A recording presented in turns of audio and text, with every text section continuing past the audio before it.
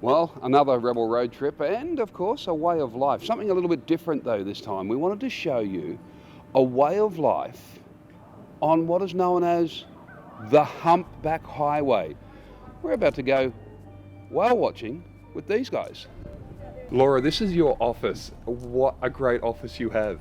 Pretty incredible. Absolutely. It is. Now, we're out here. You actually do real research whilst everybody else is having some fun on their road trip and they've come out to the Humpback Highway. What's this research about that you're getting into?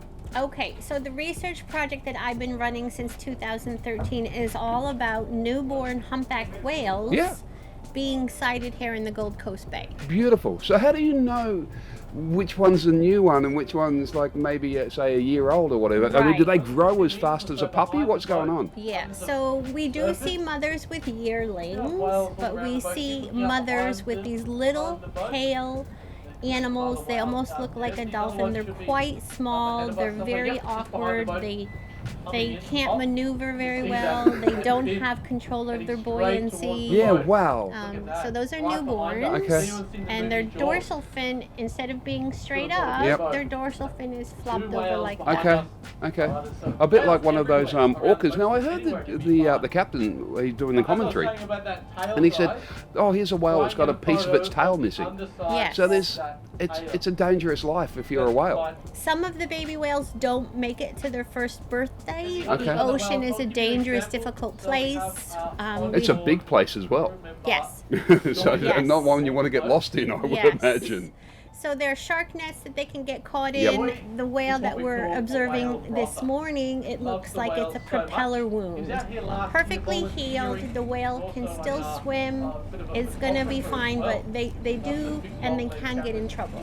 Yeah, absolutely, because we have so much shipping that's going through, and these whales literally they migrate for thousands of kilometres every year. Absolutely. These whales would have been up in the northern part of Queensland. They would have been in the southern part of the Great Barrier Reef. And now they're heading all the way down deep into the Southern Ocean, just off the coast of Antarctica. So it's an amazing journey that they go on. Okay, so with this, what's the whale season for the Gold Coast? So if people are wanting to come and do this, you can experience whales from what period? Sure.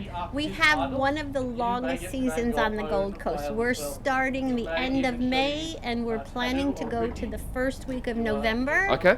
We see the northern migration, and we also see the southern migration. The southern migration is quite a cute show. All of the 2-month-old, 3-month-old calves are still being trained how to be a humpback whale.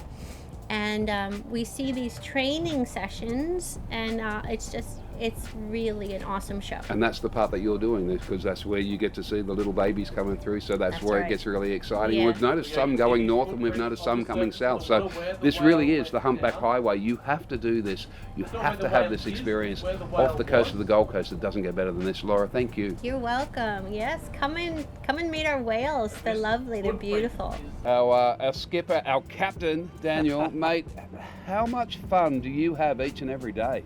Well, it's pretty incredible, especially on days like today when the whales come up so close to the boat and there's just so much behaviour out there. The thing I loved about this the most of all was right at the very, very end, there were two whales that were just kind of like watching the boat, and you're on the loudspeaker going, "Well, guys, we've got to go back, but we can't."